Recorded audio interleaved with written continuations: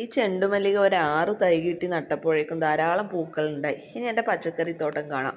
ഈ കാണുന്നതാണ് നരയൻ കുമ്പളം. ഈ നരയൻ കുമ്പളം ഞാൻ ആദ്യം ഒരു തൂണിലേക്ക് കയറ്റി, പിന്നെ വേണ്ടെന്ന് വെച്ച് നിലത്തേക്ക് തന്നെ പടർത്തി. തക്കാളികളൊക്കെ വാടിയ പോലെ കാണുന്ന മറ്റൊന്നും കൊണ്ടല്ല കേട്ടോ.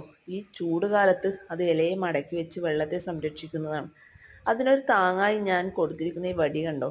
അത് തക്കാളി ചെടി വലുതാകുമ്പോൾ അതിൻ്റെ തൂക്കത്തെ താങ്ങാൻ അതിൻ്റെ തണ്ടിന് ശേഷിയില്ല.